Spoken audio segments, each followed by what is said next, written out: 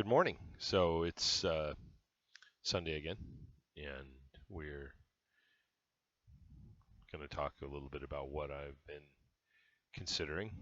There are several ways to.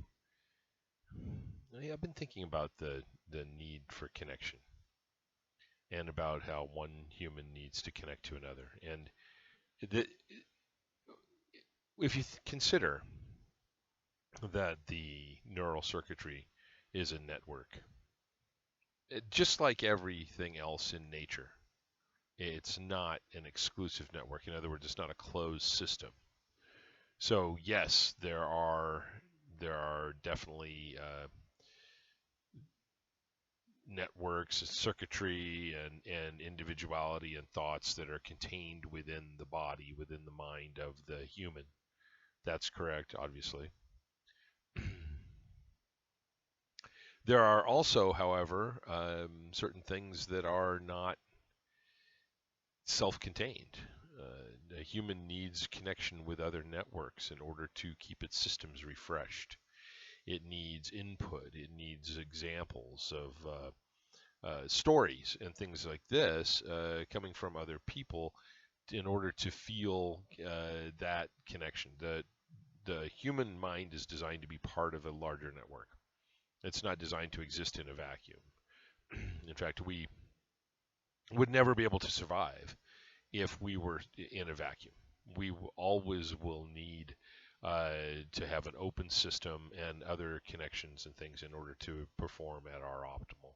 Even you take any of the geniuses, they all come back from their spell of genius to discuss what they've discovered or learned, to spread the word, to receive fresh input, renewed enthusiasm, encouragement, that sort of thing, so that when they go back into their deep state, back into their isolated state, to continue to discover, they take with them that sense of participation. They take with them a larger purpose.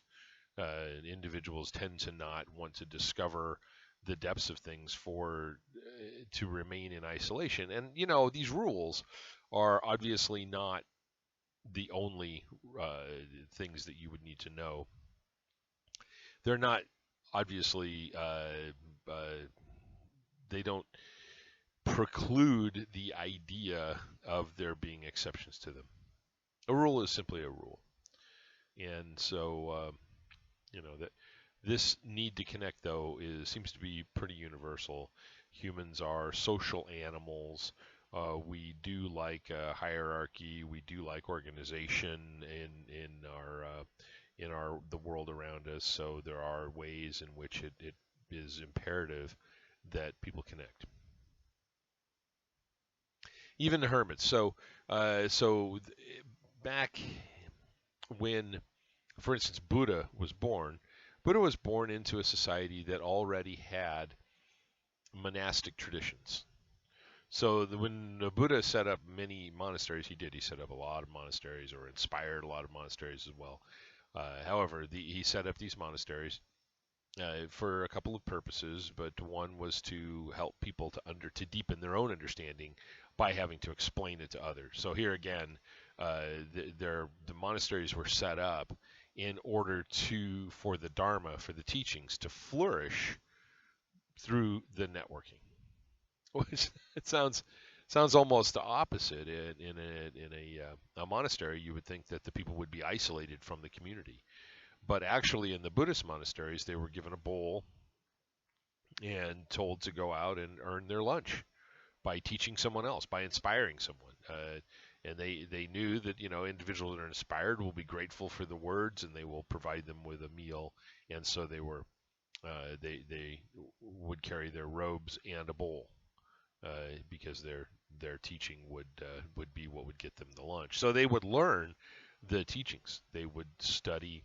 They were inspired in certain ways to become proficient at explaining what was going on. And I think this is important. It's important for us to realize that, because many people think that, well, the answers are in meditation. So the answers are when I'm quietly sitting by myself and contemplating the universe and reaching the depth of awakenedness. That's what that's what's going on here. And that's partially true. It is important to become familiar with the silence, with the spaciousness, with the ability to consider the thoughts and allow them to fall away.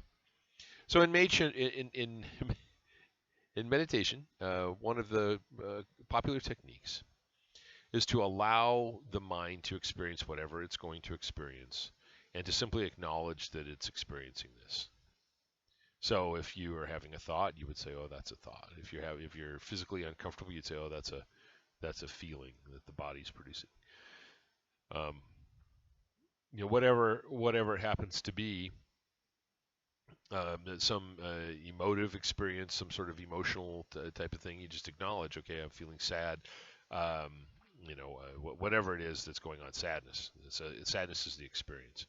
Um, the individual that's experiencing it. In meditation, the idea that there's an individual attached to the experience is kind of second to the idea that there's an experience. It's an experience. This is what it is.